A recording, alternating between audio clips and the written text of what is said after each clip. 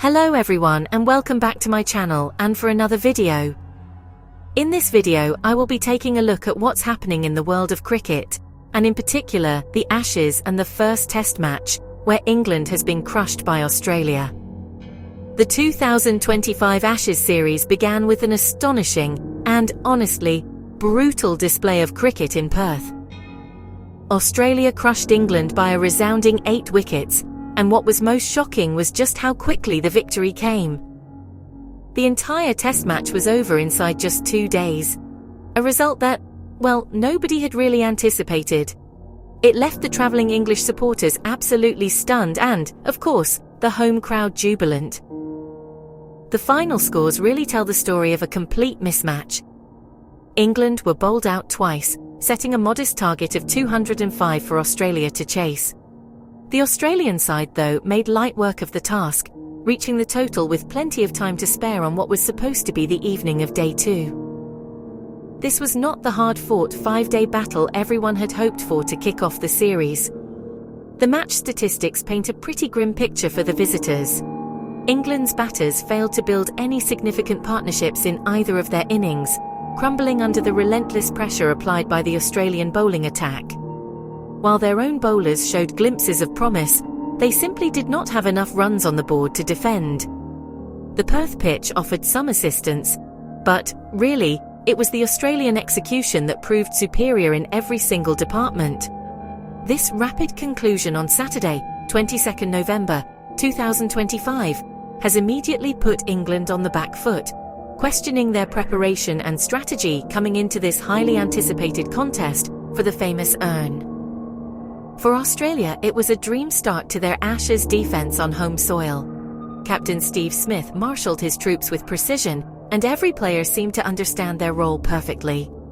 The bowlers hit their lines and lengths from the very first ball, and the fielders backed them up with sharp catches and energetic ground fielding. The decision to enforce the follow-on, while sometimes risky, proved to be an inspired choice that kept all the momentum with the home side.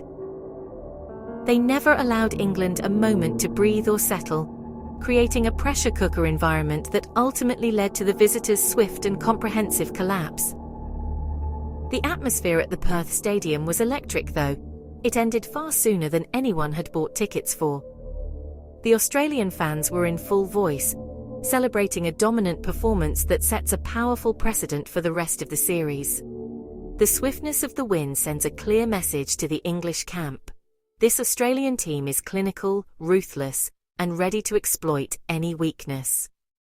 As the players shook hands at the conclusion of the second day, the contrast in their body language was, honestly, quite stark. The Australians were buoyant and confident, whilst the English team looked utterly deflated, already facing an uphill battle to save the series. The defining performance of this whirlwind test match undoubtedly belonged to Travis Head. Promoted to the top of the order to replace the injured Usman Khawaja, Head played an innings of breathtaking audacity and skill. Chasing a potentially tricky target of 205, he launched a stunning counter-attack that completely dismantled the English bowling attack and really shattered any hopes of a comeback. He blasted his way to a magnificent 123 runs from just 83 deliveries, which is honestly an extraordinary feat of aggressive yet controlled hitting. His innings was filled with powerful drives, audacious cuts, and pulls that sent the ball rocketing to the boundary, leaving the English fielders as mere spectators to his brilliance. This knock was more than just a quick-fire century. It was a statement of intent. Before the match, Head admitted he had been concerned about his form, having not played Test cricket for 4 months. Any such worries were emphatically dismissed as he took the game by the scruff of the neck.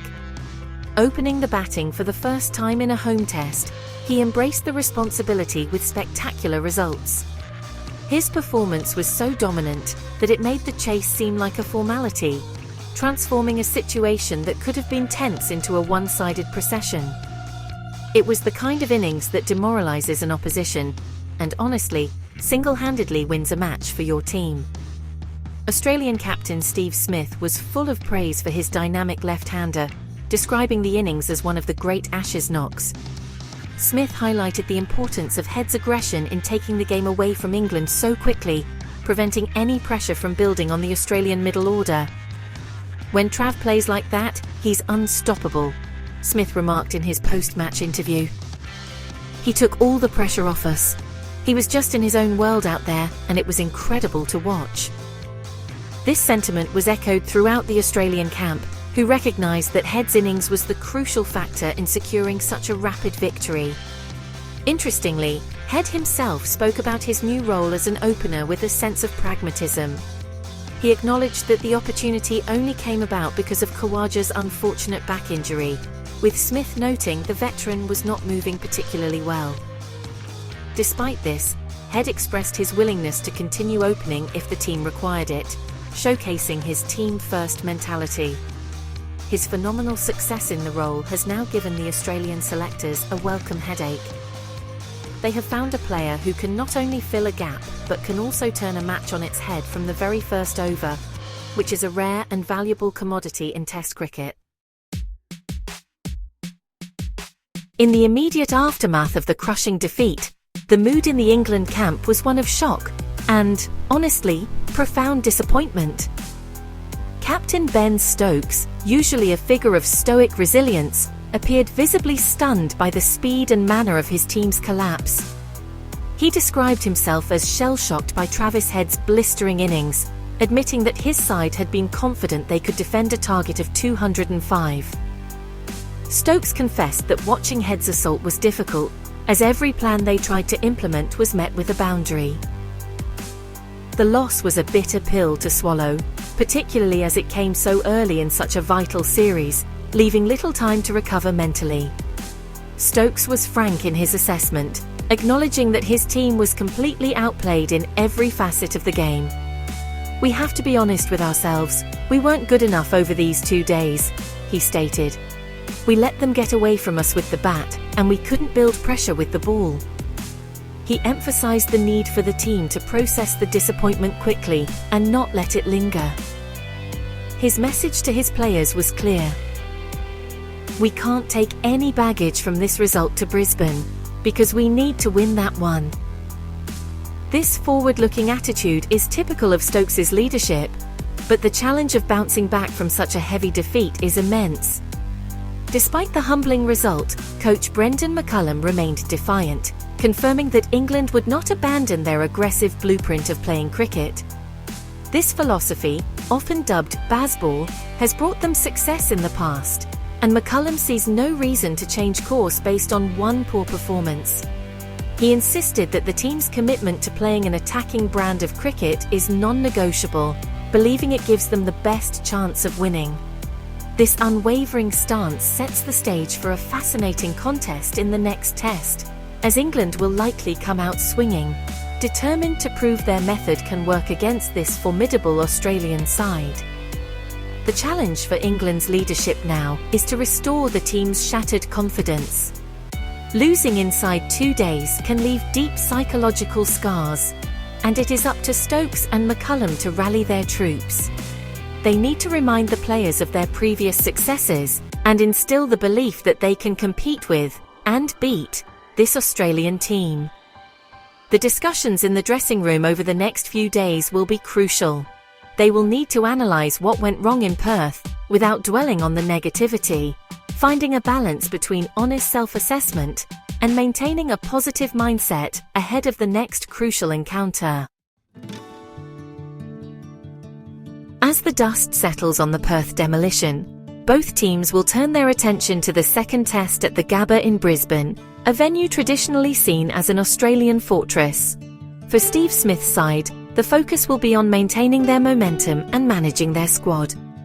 The primary concern is the fitness of veteran opener Usman Khawaja. His back injury appears significant, and if he remains sidelined, Travis Head will almost certainly continue his explosive new role at the top of the order. Australia's selectors will be delighted with their depth, but they will be keen to ensure their key players are fit and firing for the entire series. Australia are unlikely to make any unforced changes to their winning combination. The bowling unit performed exceptionally well, and the batting lineup, led by Head's heroics, proved its potency. The key for them will be to avoid complacency. They know that England, under Stokes and McCullum, are a dangerous side capable of bouncing back strongly. Smith will be reminding his players that the job is far from done and that they must bring the same level of intensity to Brisbane. They have drawn first blood in a significant way, and now they will be looking to land a knockout blow at a ground where they feel most comfortable. For England, the preparation for Brisbane will be as much a mental challenge as it is a technical one.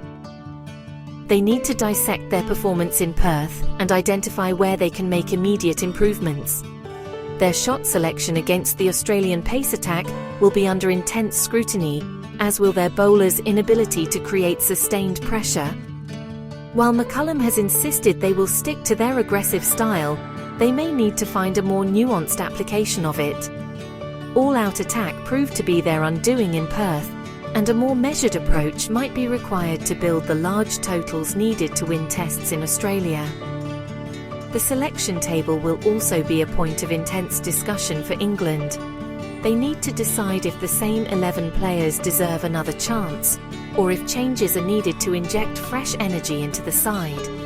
Every position will be reviewed, from the struggling top-order batters to the composition of the bowling attack. Stokes and McCullum face some difficult decisions, but they must act decisively to give their team the best possible chance of levelling the series.